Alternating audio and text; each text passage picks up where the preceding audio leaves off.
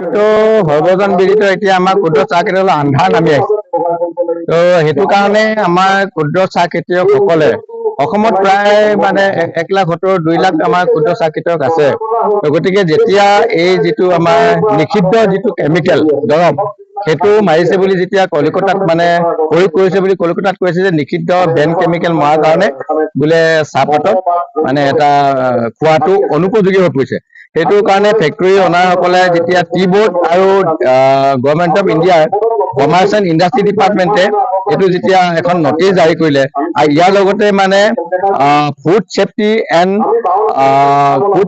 And standard authority of India এই নামৰ যিখন এখন মানে এক বনাইছে যে মানে ফুড ছেফটিৰ কাৰণে সেইখনৰ মানে গাইডলাইন ফ'ল' কৰিব লাগিব বুলি কৈছে। তো এইটো কাৰণে অসমৰ চিফ ছেক্ৰেটাৰী 1 তাৰিখে আহিছিলে 2খন জিলা অসমৰ সৰ্বাধিক চাহ উৎপাদন হোৱা 2খন জিলা কমিশনাৰ আহি আমাৰ লগত আলোচনা হ'ল।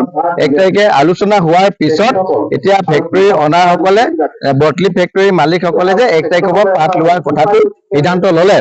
কিন্তু পাত লোৱাৰ কথাটো সিদ্ধান্ত লৈছে, কিন্তু এতিয়া বেন কেমিকেল মাৰিছে নে নাই মৰা তাৰ এটা টেষ্টিঙৰ কাৰণে অনলি লেবৰেটৰীটো কলিকতাত আছে। ইয়াৰ পৰা কলিকতালৈ মানে আমাৰ খেতিয়ক চাহসকলে মানে চেম্পুল পঠোৱাটো ইমান সহজ কথা নহয়, আৰু ইয়াতে এইটো উইল টেক 15 দিনমান লাগে আৰু তাত মানে প্ৰায় 2500 মান টকা খৰচ হয়। গতিকে আমি চিফ ছেক্ৰেটাৰী মহোদয়ক অনুৰোধ কৰিলো এইটো কেনেকে সম্ভৱ হ'ব। এইটো আমাৰ ডিষ্ট্ৰিক্ট হেডকোৱাৰ্টাৰ এটা যদি লেব টেষ্ট দিয়ে বা আমাৰ কোৱালিটি টেষ্ট কৰিবৰ কাৰণে যদি এজন এক্সপাৰ্ট পাৰ্চন যদি আমাক দিয়ে ফেক্টৰীসকলে তেতিয়াতে মানে আমাৰ ক্ষুদ্ৰ চাহ খেতিয়কসকলৰ মানে উচিত দাম পাব বুলি মই ভাবো আৰু কোৱালিটি চাহ প্ৰডাক্ট হ'ব বুলি আমি দাবী জনাইছো চৰকাৰক। আৰু ইয়াৰ অন্তৰালত আমাৰ অসমৰ টি বোৰ্ড যিটো অসম ব্ৰাঞ্চ ভাৰতীয় চাহ বোৰ্ড আৰু ইণ্ডাষ্ট্ৰি এণ্ড কমাৰ্চ ডিপাৰ্টমেণ্টৰ অকমান দুৰ্বলতা আছে যে তেখেতসকলে সুচাৰুৰূপে আমাৰ ক্ষুদ্ৰ চাহ খেতিয়কসকলৰ ক্ষেত্ৰত মানে গুৰুত্ব প্ৰদান কৰা নাই। আৰু যিটো সিদ্ধান্ত ল'লে হঠকাৰী সিদ্ধান্ত, এই সিদ্ধান্তটো কিন্তু আমাৰ সিদ্ধান্তৰ ক্ষেত্ৰত industry and commerce department of India আৰু টি বোৰ্ড অসম ব্ৰাঞ্চ তেখেতসকলৰ আমি মানে এইটো অনুৰোধ কৰিছো যাতে অনাগত দিনত তেনেকুৱা ধৰণৰ সিদ্ধান্ত লোৱাৰ আগতে আমাৰ ক্ষুদ্ৰ চাহ খেতিয়কৰ সংগঠনসকলৰ লগত আৰু ক্ষুদ্ৰ চাহ খেতিয়কৰ আলোচনা বিলোচনা কৰি চৰকাৰৰ লগত আলোচনা বিলোচনা কৰি অসমৰ মুখ্যমন্ত্ৰী মহোদয়ৰ লগত আৰু মানে অসমত মানে কেন্দ্ৰীয় মন্ত্ৰীৰ লগত আলোচনা কৰিহে সমস্যাটো সমাধান কৰিব পৰা যাব। গতিকে সেইটো আমি চৰকাৰক এটা অনুৰোধ জনাইছো। নিশ্চয় নট অনলি ক্ষুদ্ৰ চাহ খেতিয়ক সন্থাসকল ইয়াত মানে অসমৰ যি 206টা আমি ক্ষুদ্ৰ চাহ খেতিয়কসকলৰ আন্দোলনৰ বিনিময়ত যি আমাৰ বটলি ফেক্টৰী গঢ়ি মানে উঠিছে সেইকেইটা এতিয়া দেখিছে যে তেখেতসকলৰ বিজনেছটো বাঢ়ি গৈছে আৰু যিবিলাক ব্ৰকাৰ আছে এতিয়া কেন্দ্ৰীয় চৰকাৰে আমি ভাবিছো আমাৰ অনুমান কৰিছো যে কেন্দ্ৰীয় চৰকাৰে আমাৰ বটলি ফেক্টৰী সকলক মানে তেখেতসকলে ব্ৰকাৰসকলৰ স্বাৰ্থৰ খাতিৰতে মানে এইটো কৰিছে যেন আমাৰ অনুমান হয়। কিয়নো আজি অতদিনে এইটো কৰা নাই। এতিয়া আমাৰ যিহেতু অসমত মানে অসমীয়া বিলাকে যেতিয়া ক্ষুদ্ৰ চাহ খেতিৰ জৰিয়তে অসমৰ অৰ্থনীতিত এটা ডাঙৰ অৱদান আগবঢ়াইছে, সেইটো মানে আমাৰ বৃহৎ গোষ্ঠীবিলাকৰ সহ্য হোৱা নাই। সহ্য নোহোৱাৰ কাৰণে তেখেতসকলে ব্ৰকাৰ কেইজনমান মাত্ৰ ব্ৰকাৰৰ স্বাৰ্থত অকশ্যনত ব্ৰকাৰৰ স্বাৰ্থত এই সিদ্ধান্তটো লৈ আমাৰ বটলি ফেক্টৰী বিলাকক মানে ভাতে মৰাৰ এটা ডিচিশ্যন লৈছে বুলি আমি ভাবো। এতিয়াতো আপোনালোকে ইলেকশ্যনৰ সময় সদ্যহতে চৰকাৰে সমস্যাটো মানে যোৱা টাপলি মাৰি থব বিচাৰিছে, কিন্তু ইয়াৰ পিছত যদি এই সমস্যাবিলাক যদি ভাল ধৰণে চৰকাৰে সিদ্ধান্ত নলয়, 2 লাখ ক্ষুদ্ৰ চাহ খেতিয়কে যদি 10জনকৈ যদি মানে শ্ৰমিক আছে তেনেহলে 10 লাখ মানে তেতিয়াহ'লে ভাবিছক 10 লাখ কৰ্মচাৰী যদি ৰাজপথত ওলাই যায়, 10 লাখ খেতিয়ক যদি আজি ৰাজপথত ওলায় তেতিয়াহ'লে অসমৰ সমস্যাটো কি হ'ব এই কথাটো মানে মানুহৰ মানে ভবাৰ বাহিৰত মানে হৈ পৰিব, আউট অফ কণ্ট্ৰল। এইটো কাৰণে মই ভাবো চৰকাৰ সময় থাকক যেনে ক্ষুদ্ৰ চাহ খেতিয়কসকলৰ মানে উচিত এটা সিদ্ধান্ত ল'ব লাগে। আৰু মই আমাৰ পলিটিকেল লিডাৰসকলকো মানে যিকোনো দলৰ হওক যে আমাৰ ক্ষুদ্ৰ চাহ খেতিয়কসকলৰ কাৰণে তেখেতসকলে অকল ভোটৰ সময়তে ভোট বিচাৰে, কিন্তু পাৰ্লিয়ামেণ্টতে হওক বা ৰাজ্যসভা লোকসভা বিধানসভা ক'তো ক্ষুদ্ৰ এজনো মানে নেতাই আজি তেখেতসকলে ভাষণ দিয়াটো আমি বক্তব্য ৰখাটো আমি দেখা নাই। গতিকে অনুৰোধ জনাইছো যিসকলে এতিয়া নতুনকৈ নিৰ্বাচিত হৈ যাব তেখেতসকলে যাতে আমাৰ ক্ষুদ্ৰ চাহ খেতিয়কসকলৰ কাৰণে এখন আইন প্ৰণয়ন কৰিবৰ কাৰণে পাৰ্লিয়ামেণ্ট ৰাজ্যসভা লোকসভা বিধানসভাত মানে তেখেতসকলে বলিষ্ঠভাৱে পদক্ষেপ লয়। আপোনালোকে নিৰ্বাচন একদম খাটাং মানে আমি 100% আমি ৰাজপথলৈ ওলাবলৈ বাধ্য মানে আমি অসম চৰকাৰ আৰু ভাৰত চৰকাৰ আৰু অসমৰ জনসাধাৰণক এইটো অনুৰোধ কৰিলো।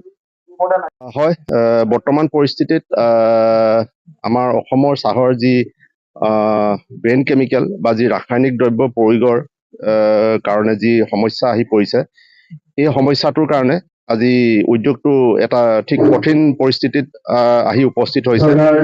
গতিকে আমি সমূহ অসমবাসী ৰাইজ তথা আজি আমাৰ এই মিটিং ৰমৰীয়া অঞ্চলত হৈছে, আমি তেখেতসকলক অনুৰোধ জনাম যে আমি ব্ৰেইন কেমিকেলটো সম্পূৰ্ণ বন্ধ কৰিব লাগিব। আৰু এতিয়া চৰকাৰে যি এটা গেজেট নটিফিকেশ্যন দিছে যে 100% ডাষ্ট আমি অকশ্যনৰ থ্ৰুৰে বিক্ৰী কৰিব লাগিব, ইয়াৰ এটা বৃহৎ চক্ৰান্ত জড়িত হৈ আছে বৃহৎ চাহ গোষ্ঠীবিলাকৰ। আৰু অসম যিবিলাক আমাৰ অকশ্যন টি চেণ্টাৰ আছে তেখেতসকলে বিচাৰিছে যে চাহটো সম্পূৰ্ণ অকশ্যনলৈ আহক, আৰু অকশ্যনলৈ অহাৰ পাছত আমাৰ যিবিলাক বায়াৰ্ছ আছে তেখেতসকলৰ তাত এটা মনোপলি হ'ব। আৰু বিশেষকৈ তেখেতসকলে জানে ক্ষুদ্ৰ চাহ খেতিয়কৰ চাহত ব্ৰেইন কেমিকেল আছে। গতিকে তেখেতসকলক কেনেকৈ আমি মহিমূৰ কৰি আমাৰ নিজৰ বৃহৎ গোষ্ঠীবিলাকে আমাৰ চাহটো ভালদৰে বিক্ৰী কৰিব পাৰোঁ, তেখেতসকলৰ এটা বৃহৎ চক্ৰান্ত বুলি আমি গম পাইছোঁ। হয়, তেখেতসকলে জানে আমাৰ মানে এইটো প্ৰায় 2 বছৰীয়া এটা পৰিক্ৰমা পৰা চলি আছে। তেখেতসকলে কেনেকৈ আমাৰ ক্ষুদ্ৰ চাহ খেতিয়কসকলক মানে নিষেধ কৰিব পৰা যায়, কিয়নো আমাৰ এতিয়া ক্ষুদ্ৰ চাহ খেতিয়ক এটা উত্থান হৈছে। আজি 52% চাহ ভাৰতবৰ্ষত ক্ষুদ্ৰ চাহ খেতিয়কে বনাই আছে। যদি এই বনাই থকা প্ৰক্ৰিয়াটো যদি অনাগত দিনত চলি থাকে তেতিয়াহ'লে বৃহৎ গোষ্ঠীবিলাক চলাটো খুব কঠিন হৈ পৰিব। আৰু তেখেতসকলে এটা সুযোগ লৈছে মানে ক্ষুদ্ৰ চাহ খেতিয়কসকল আমাৰ জ্ঞানৰ ক্ষেত্ৰত কিছু অভাৱ আছে, সেই অভাৱ হৈ গ'ল কি আমাৰ এটা ব্ৰেইন কেমিকেল যি আমাৰ ব্যৱহাৰ কৰি আছে। গতিকে সেইটো এটা ডাঙৰ অজুহাত বুলিয়ে নহয়, মানে বৃহৎ এটা চক্ৰান্ত বুলি আমি ধৰিব লাগিব যে আমি মানে তেখেতসকলক কেনেকৈ আমি ইয়াৰ পৰা মানে তেখেতসকলক আমি আঁতৰাব পাৰোঁ। আৰু আমিও এটা সংকল্প ল'ব লাগিব। আৰু মই ক্ষুদ্ৰ চাহ খেতিয়কসকলক অনুৰোধ জনাইছোঁ, সমগ্ৰ ভাৰতবৰ্ষ তথা অসমৰ খেতিয়কসকলক অনুৰোধ জনাইছোঁ যে যি ব্ৰেইন কেমিকেল আমি চাহত কৰিছোঁ বা কৰিছিলোঁ, আৰু সেই আমি কেতিয়াও আৰু অনাগত দিনত আমি কেতিয়াও প্ৰয়োগ নকৰোঁ, কিয়নো এই কেমিকেলৰ পৰা বিভিন্ন ধৰণৰ আমাৰ বেমাৰ হৈছে। আমাৰ চাহৰ গুণগত মানদণ্ড আমাৰ অভাৱ হৈছে, আৰু আমি চাহ আমি এক্সপৰ্ট কৰিব পৰা নাই। যদি আমাৰ খেতিয়কসকল সজাগ হয়, আমি এই যুদ্ধত নিশ্চয় জয় হ'ম। আৰু এইটো এটা যি চক্ৰান্ত, এই চক্ৰান্ত আমি সম্পূৰ্ণৰূপে উৎখাত কৰিবলৈ সম্ভৱ হ'ম। আৰু বিশেষকৈ ইয়াত আমাৰ যি ব্ৰডলিফ ফেক্টৰীবিলাক আছে, সেই ব্ৰডলিফ ফেক্টৰীবিলাকৰ আজি গভৰ্ণমেণ্টে কিছুমান লাইচেঞ্চ ছাছপেণ্ড কৰিবলৈ আৰম্ভ কৰিছে। যিবিলাক মানে অজুহাত তেখেতসকলে দেখুৱাইছে যে আমাৰ চাহত ব্ৰেইন কেমিকেল আছে। হয়, আমি স্বীকাৰ কৰিছোঁ আমাৰ চাহত কিছুমান খেতিয়কে নজনাতে ব্ৰেইন কেমিকেল ব্যৱহাৰ কৰিছে, আৰু সেইবিলাক আমি চাহ যেতিয়া টেষ্টিং কৰিছোঁ, টেষ্টিঙত আমি ফেইল হৈছোঁ। আৰু অসমত প্ৰায় 300 ওচৰে যি আমাৰ ফেক্টৰী আছে, তাৰে প্ৰায় 55 পৰা 60টা ফেক্টৰী আজিৰ দিনত ভাৰতীয় চাহ বোৰ্ডে নিজৰ তেখেতসকলৰ 2 মাহৰ পৰা 15 দিনৰ পৰা 3 মাহৰ পৰা তেখেতসকলৰ লাইচেঞ্চবিলাক ছাছপেণ্ড কৰিছে। হয়, এইটো এটা বৰ ডাঙৰ আপুনি প্ৰশ্ন সুধিছে। আমাৰ ইয়াত ইমান ডাঙৰ এটা ইণ্ডাষ্ট্ৰী আছে, আমাৰ চাহৰ আজি প্ৰায় আমাৰ 2 লাখ আমাৰ ইয়াত খেতিয়ক আছে। তাৰ লগত আমাৰ প্ৰায় 10 পৰা 15 লাখ মানুহ তাত জড়িত হৈ আছে এই খেতিৰ লগত, ডাইৰেক্ট ইনডাইৰেক্ট। গতিকে এইটো এটা ডাঙৰ এটা ষড়যন্ত্ৰ বুলি আমি ক'ব লাগিব।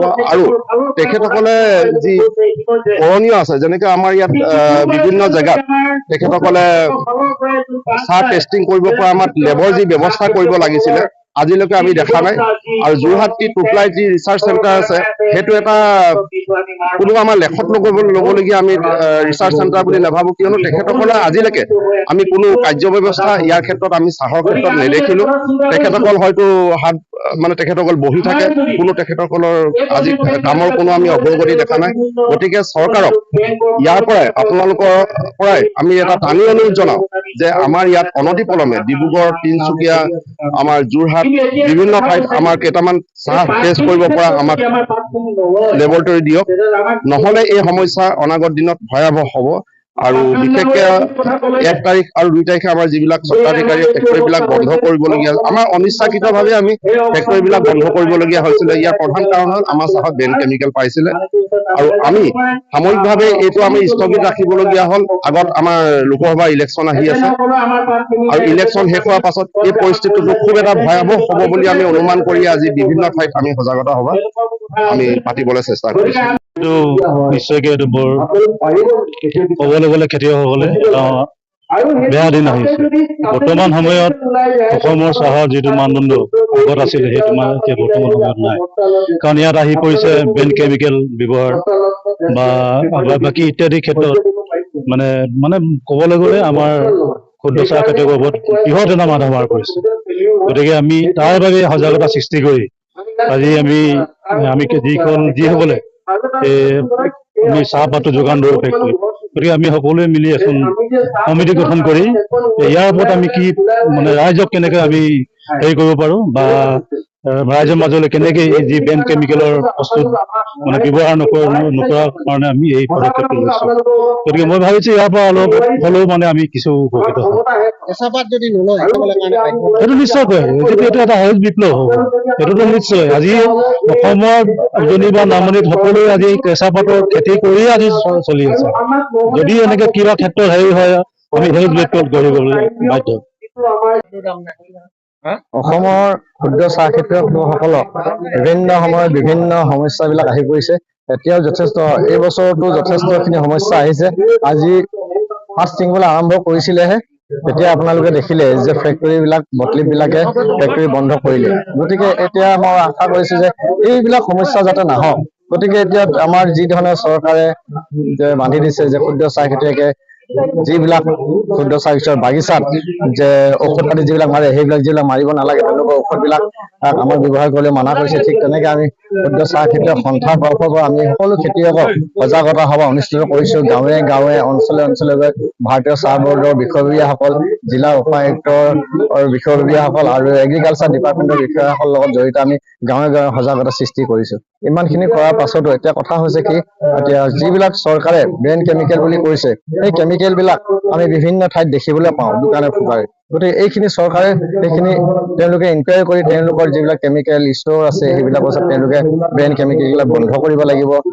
সকলোখিনি তেতিয়াহে এটা সজাগতা সৃষ্টি কৰিলে মানে যে এইখিনি ক্ষেত্ৰত বেন কেমিকেলটো বন্ধ হ'ব বুলি ভাবিছো। তাৰ উপৰি আমি খেতিয়কৰ ক্ষুদ্ৰ চাহ খেতিয়কসকলে যি ধৰণে কেঁচা পাতৰ উচিত মূল্য পাব লাগে, সেই কেঁচা পাতৰ উচিত মূল্য আমি চাহ খেতি কৰিব পৰা আমি সেই কেঁচা পাতৰ উচিত মূল্য আজি পৰ্যন্ত পোৱা নাই।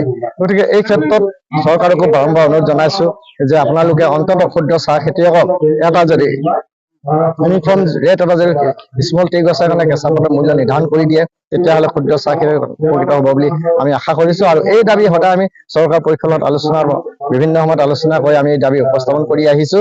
আৰু অহা এই নিৰ্বাচনৰ পাছত আমাৰ ক্ষুদ্ৰ চাহ খেতিয়ক আৰু বটলিং ফেক্টৰী লগ লাগি পুনৰ আমি ৰাজ্য চৰকাৰ আৰু কেন্দ্ৰীয় চৰকাৰৰ লগত যোগাযোগ কৰি ক্ষুদ্ৰ চাহ খেতিয়কৰ সমস্যাৰ লগতে বটলিঙৰ সমস্যাখিনি কথা দাঙি ধৰিব, যৌথভাৱে আমি প্ৰচেষ্টাখিনি আমি আগুৱাই নিব।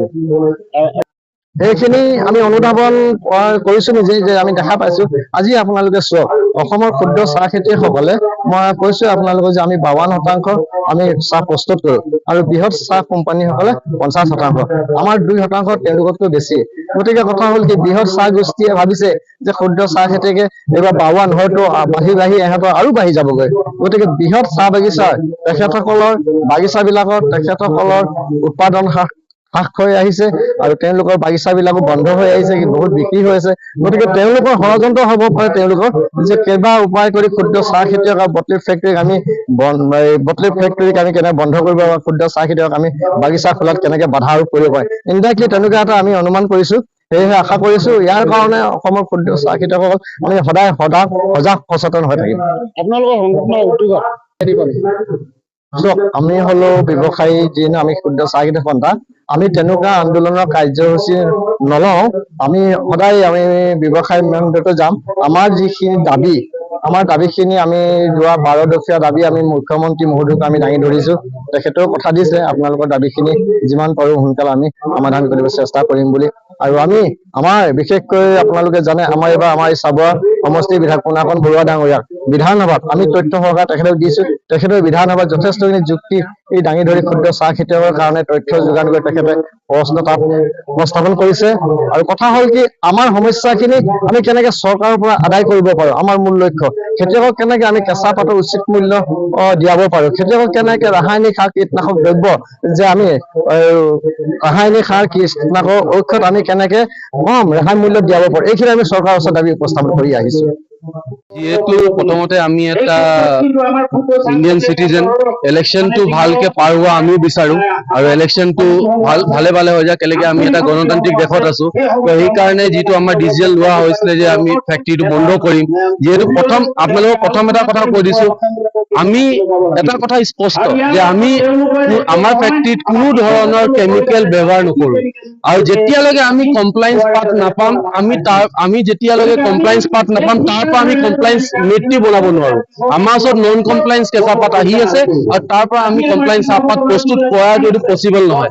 আৰু যিটো ইলেকশ্যনৰ পাছত আমি যিহেতু গম পাইছো যে অহা দিনত এইটো সত্য যে যিটো টেষ্টিং প্ৰক্ৰিয়া আছে এইটো আৰু বেছি সৰব হ'ব, টেষ্টিং কণ্টিনিউ হ'ব। আৰু টেষ্টিং হোৱাৰ লগে লগে চাহখিনি যোনখিনি চাহ যদি কেমিকেল ওলাই, এতিয়া আমাৰ ওচৰত বহুতখিনি চাহ আমি টেষ্টিং কৰাইছো, গোটেইখিনি চাহত কেমিকেল ওলাই আছে।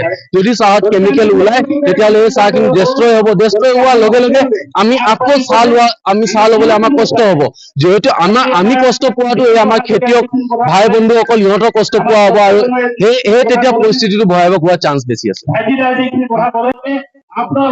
অসম চৰকাৰে মানে অৱস্থাটো দেখি কিনে প্ৰিন্সিপাল ছেক্ৰেটাৰীক পঠিয়াই কিনে এই বস্তুটো এবাৰ ইলেকশ্যনলৈকে অকল গাপ দি থৈ দিলে। এইটো 1 তাৰিখৰ পৰা আৰম্ভণি হ'বলগীয়া আছিলে, কিন্তু অসম চৰকাৰে গাপ দি থৈ দিলে। কিন্তু ইলেকশ্যনৰ পাছত এটা ভয়াৱহ পৰিস্থিতিৰ সন্মুখীন হ'ব লাগিব। বটলি ফেক্টৰীয়ে হওক, ক্ষুদ্ৰ চাহ খেতিয়কে হওক, বহুত ডাঙৰ অসমৰ মানে অৰ্থনীতিত মানে এইটো এটা ডাঙৰ আঘাত সানিব এতিয়া গৈ আছে চৰকাৰে।